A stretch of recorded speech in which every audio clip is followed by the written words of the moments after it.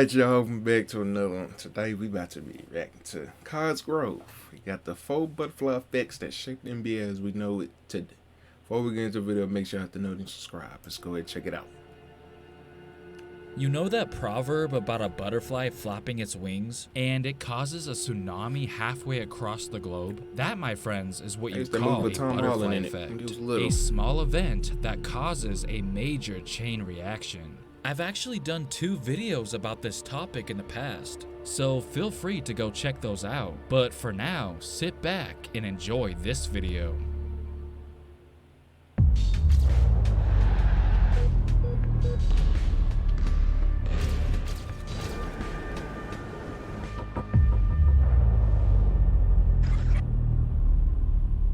Cars Grove.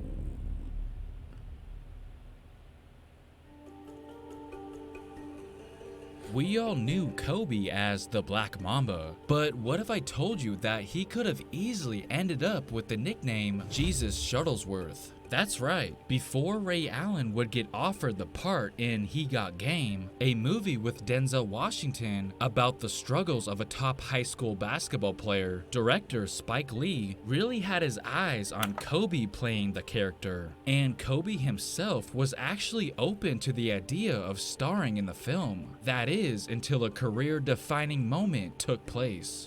We have to go all the way back to Kobe's rookie season. The Lakers were going up against the Utah Jazz in the 1997 Western Conference semifinals, and heading into Game 5, LA was down 3-1 in the series, so this was a must-win situation. Towards the end, the Lakers desperately needed someone to step up and win them the game. Kobe certainly tried to be that guy for them, but unfortunately his efforts resulted in a total of 4 air balls in the span of just 5 minutes, one being at the end of regulation and the other 3 in overtime. Kobe was absolutely devastated, and this was around the time Spike Lee approached him about the role in He Got Game. Any other time he would have accepted it, but considering what just transpired in the playoffs against Utah, Kobe didn't want to do anything else but improve his game over the summer and not waste time by shooting a movie. Quote, "Lee, I want you to be a part of it. Bryant, thank you, but no thank you. This summer is too big for me." Kobe was extremely motivated after putting up 4 air balls in that elimination game, and he wanted no distractions while he put in work that offseason. So had Kobe not experienced that embarrassing exit, he even said himself that he would have been in the movie, and instead it would have been him who wore Shuttlesworth on the back of his jersey in the 2013-14 NBA season. But at the end of the day, I still think it worked out for everyone, because it's hard to picture anyone other than Allen as Jesus Shuttlesworth. And as for Kobe, choosing to practically live in the gym instead is a huge reason why he ultimately became one of the greatest players this game has ever seen. The history of the NBA almost went in an entirely different direction. Take a look at this man right here. He may not look familiar to you guys, but let's just say that if it wasn't for him, the way we play basketball would look very different. Before Steph, Clay, Reggie, Ray, Bird, and so on, there was Kenny Sailors. He might not have been as good of a shooter as those other players, but they wouldn't even be shooting the way they do or did without him, because believe it or not, he is known as the man who invented the jump shot. Now, I know what you're probably thinking. There's no way we can prove who actually came up with the jump shot. But the fact that Steph Curry felt the need to produce a film about Kenny Sailor's story speaks volumes. He is known for something that I've had a little success with myself, the jump shot. You may have the same question I had at first. Wasn't the jump shot always a part of basketball? We were talking about the guy who found the jump shot or something? Do you know who that guy is? No. I just thought the jump shot was just a part of the game. The sport of basketball has seen many names shape its rich history, but there's one name that escapes memory. No one shot that up until then like he did. The story goes that when Sailors was 13 years old back in 1934, he was playing one-on-one against his much taller brother in the backyard. And as he drove to the basket, his brother began taunting him, saying, "Let's see if you can get a shot up over me." Remember, his brother was almost a foot taller than him at the time, but Kenny still accepted the challenge. So he squared up, planted his feet, and leapt in the air, releasing the ball above his head, not knowing at the time that he had just revolutionized the game.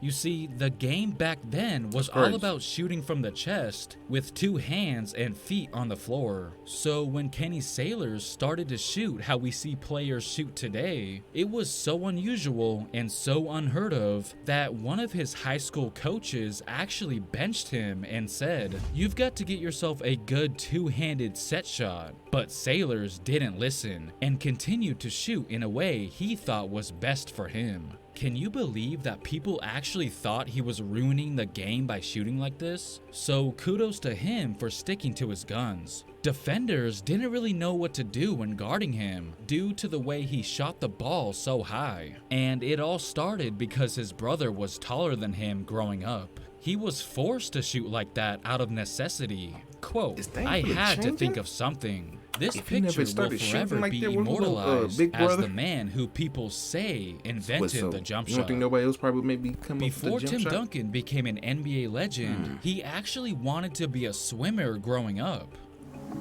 Before basketball entered his life, swimming was Tim Duncan's childhood passion. Swimming was a Duncan family affair. Tim's sister, Tricia, was a member of the 1988 Virgin Islands Olympic team. It was a big dream of mine. Ever since I was so small, I wanted to grow up to be an Olympic swimmer. But when he was 12 years old, Hurricane Hugo, a Category 5 storm, would strike his home city of St. Croix, destroying the swimming pool he trained in the process, leaving him with no other choice but to train in the ocean. However, his fear of sharks caused him to quickly give up on his swimming dream and decided instead to focus on basketball from there on out. The native of St. Croix in the U.S. Virgin Islands has become a hero in his homeland. And ironically, his path to the NBA was greatly influenced by a natural disaster in the Caribbean. Despite Duncan's late start in basketball, it was an easy transition. In fact, when he was just 16 years old, he went up against NBA star Alonzo Mourning in a charity game and dominated him. So it was clear that this was the right path for Duncan all along. It is only recently that Anthony Simons has been looking like the star guard of the Blazers' future. But what many don't realize is that he once had a sneaky, overlooked impact on Trailblazers history. Let's take it all the way back to April 10th, 2019, Kings versus Trailblazers, which was the very last game in the regular season for both teams. Going into this night, everyone was under the impression that the Blazers would intentionally try to lose the game in order to avoid playing OKC in the playoffs. So if they lose, they would get the Jazz instead. Basically, their 2 options were win, you get OKC, lose, you get Utah. I mean, they only played 6 players while their stars all sat out. And the fact that they were down 70 to 45 at one point clearly showed that they wanted to lose. But apparently, Anthony Simons didn't get the memo. He led the way as the Blazers came back to win the game, putting up 37 points. Essentially, Simons had the final say on who they were going to face in the playoffs. Their fate was in his hands. I'm not even kidding when I say that I remember articles already being published talking about how the Blazers will be facing the Jazz in the first round of the 2019 playoffs, before the Kings and Blazers game had even ended, because the Kings had such a big lead. But Simons put a stop to that real quick. Afterwards, people initially thought, why would they do that? Portland had a better chance against the Jazz than the Thunder. This comment basically sums up what people were thinking after the Blazers' comeback. Quote, "Congratulations, Portland. You went from having an easy first-round matchup to getting swept in the first round. Hope the win against Sacramento was worth it." Even the Houston Rockets fans were kinda pissed at Portland, because by the Rockets now getting the 4th seed as a result of the Portland win, it forced them to have to face the Golden State Warriors in the 2nd round instead of what could have been the conference finals. And it allowed Portland to avoid Golden State until the conference finals. Simon's never give up mentality he had the last night of the regular season shook up the entire playoff bracket. And we could also say that he blazed the trail that led to his teammates' iconic shot against OKC, the team that they were never supposed to face. I honestly believe that part of the reason Dame made the top 75 list in the first place was because of his 2 walk-offs. I'm not saying that's the only reason he made the list, but they definitely helped his case. Obviously, Dame is the one who had to physically make that shot to eliminate OKC, but I think he has Simons to partially thank for it.